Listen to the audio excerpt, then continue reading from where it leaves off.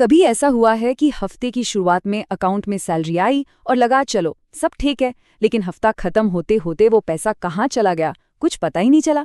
किराया, ईएमआई, वो सब्सक्रिप्शन जिसके बारे में तो याद भी नहीं था, और बैंक की कुछ अजीब सी फीस। ये कहानी हम सबकी लगती है ना। ये लाइन तो बिल्कुल अपनी सी लगती है, लेकिन इस कन्फ्यूजन की ना एक असली कीमत है, एक ऐसी कीमत जिसे हम गिन सकते हैं। जी हाँ, ये सिर्फ एक एहसास नहीं, ये एक असल नुकसान है। ताज़ा आंकड़े बताते हैं कि पैसा कैसे काम करता है, ये न समझने की वजह से लोग हर साल औसतन $948 गवा देते हैं। और सुनिए, ये किसी की गलती नहीं है, ये कोई बुरी किस्मत या आलस नहीं, बल्कि एक ऐसे सिस्टम का नतीजा है जिसे हमें कभी ठीक से समझाया ही नहीं गया। तो आज हम इसी को ठीक करने वाले हैं। हम इस सिस्टम को हम जैसे ही किसी एक इंसान एलेक्स की नज़रों से समझेंगे और उन सभी मुश्किल सवालों के जवाब ढूंढेंगे जो हम सबको परेशान करते हैं। तो ये है एलेक्स। उम्र है 26 साल, सालाना आमदनी है $55,000 और पैसों के मामले में पूरी तरीके से कंफ्यूज्ड। एलेक्स के इस सफ़र में शायद हम सबको अपनी एक झलक नज़र आ ही जाएगी। तो चलिए शुरू करते हैं उन अनदेखी ताकतों से जो हमारे पैसों पर राज करते हैं। महंगाई, क्रेडिट और टैक्स, ये वो नियम हैं जो पर्दे के पीछे से पूरा खेल चला रहे हैं। सबसे पहले बात करते हैं महंगाई की। इसका सीधा सा मतलब है कि पैसे की ताकत घट रही है। और हाँ, जब कोई कहता है कि महंगाई कम हो गई है, तो इस बात को गलत मत समझिए। इसका मतलब ये नहीं कि कीमतें नीचे आ गईं। इसका मतलब बस इतना है कि जो कार पहले 90 की रफ्तार से भाग रही थी, अब वो 25 की रफ्तार पर आ गई है। लेकिन वो रुकी नहीं, वो अब भी आगे ही बढ़ रही है। 9.1%। ये वो नंबर है जिसने जून 2022 में पिछले 40 सालों का रिकॉर्ड तोड़ दिया था। ये वो झटका था जो हम सब ने महसूस किया जब किराने की दुकान का बिल हाथ में आता था और लगता था कि कुछ तो बहुत गड़बड़ है। अब आते हैं क्रेडिट स्कोर पर। यह सिर्फ 3 अंकों का एक नंबर है जो बड़े बड़े फैसले करता है। क्या वो अपार्टमेंट किराए पर मिलेगा? क्या कार लोन अप्रूव होगा?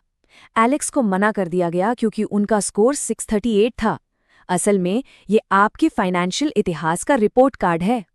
तो ये रहस्यमयी नंबर आखिर बनता कैसे है? देखिए, 2 चीज़ें सबसे ज़्यादा मायने रखती हैं। पहला, पेमेंट हिस्ट्री, क्या बिल समय पर चुकाए जा रहे हैं? और दूसरा, क्रेडिट यूटिलाइजेशन, क्रेडिट लिमिट का कितना हिस्सा इस्तेमाल हो रहा है। अगर इन 2 चीज़ों पर पकड़ बना ली, तो समझिए आप सही रास्ते पर हैं। अगला बड़ा सवाल, टैक्स। एलेक्स को $8,000 का प्रमोशन मिला, लेकिन वो खुश होने के बजाय डर गए। उन्हें लगा कि ज़्यादा सैलरी का मतलब है ज़्यादा टैक्स और शायद हाथ में पहले से भी कम पैसा आएगा। ये डर बहुत आम है, पर क्या इसमें कोई सच्चाई है? बिल्कुल नहीं। ये एक बहुत बड़ा मिथक है। हमारा टैक्स सिस्टम प्रोग्रेसिव है, जिसका मतलब है कि सिर्फ आपकी बढ़ी हुई कमाई पर ही ऊंची दर से टैक्स लगता है, पूरी सैलरी पर नहीं। तो एक बात साफ है, प्रमोशन या सैलरी बढ़ने का मतलब हमेशा जेब में ज्यादा पैसा आना ही होता है। तो अब तक हमने उन ताकतों को समझा जो हमारे पैसों पर हमला करती हैं। अब बात करते हैं दौलत बनाने की, मतलब कंपाउंडिंग, निवेश और रिटायरमेंट। कंपाउंड इंटरेस्ट, कुछ लोग इसे दुनिया का 8वां अजूबा भी कहते हैं।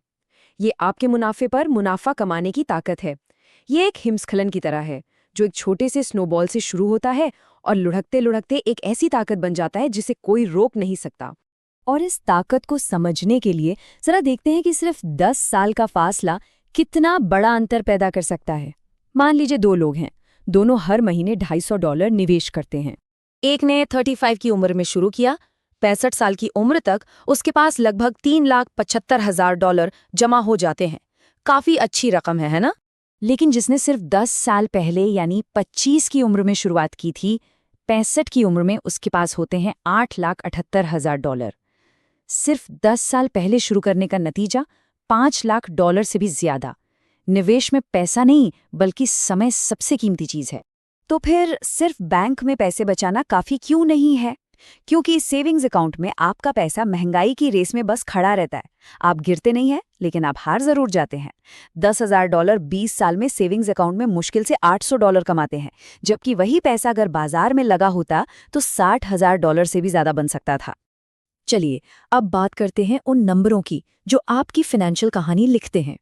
कर्ज, बचत और आपकी कुल संपत्ति। और इस कहानी का एक बहुत बड़ा हिस्सा है कर्ज। लेकिन हर कर्ज बुरा नहीं होता। अच्छा कर्ज वो है जो कोई कीमती चीज बनाने में मदद करे, जैसे कि घर के लिए लोन। और बुरा कर्ज उन चीजों के लिए होता है जिनकी कीमत वक्त के साथ घटती है, जैसे क्रेडिट कार्ड से खरीदे गए नए गैजेट्स। और बुरा कर्ज कितना खतरनाक हो सकता है। अगर किसी के क्रेडिट कार्ड पर $10,000 का बिल है और वो सिर्फ मिनिमम पेमेंट कर रहा है, तो उसे चुकाने में 22 साल लग जाएंगे। ये कर्ज नहीं, ये दिवालियापन का मंथली सब्सक्रिप्शन है। आखिर में बात करते हैं बाजार से जुड़े कुछ बड़े मिथकों की। वो डर जो हमें निवेश करने से रोकता है। एक बहुत बड़ा मिथक ये है कि बाजार को मात देने के लिए किसी जीनियस की जरूरत होती है।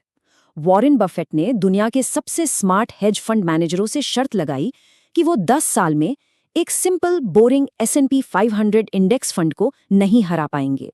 नतीजा, बफेट की सादगी ने बड़ी आसानी से जीत हासिल की। मतलब सादगी और कम लागत ने जटिलता और भारी फीस को हरा दिया। तो 1 साल बाद एलेक्स की कहानी कहाँ पहुंची? उन्होंने वो $8,000 का प्रमोशन ले लिया, अपने 401k में पैसे डालना शुरू किया, पहली बार अपना क्रेडिट स्कोर देखा और महंगे कर्ज को चुकाना शुरू कर दिया। कोई बड़ा चमत्कार नहीं हुआ, बस छोटे छोटे सही कदम उठाए गए, और यही तो असल बदलाव लाते हैं। और अंत में बस ये एक ख्याल, ये जो पूरा फाइनेंशियल सिस्टम इतना कंफ्यूजिंग लगता है, वो कोई गलती नहीं है।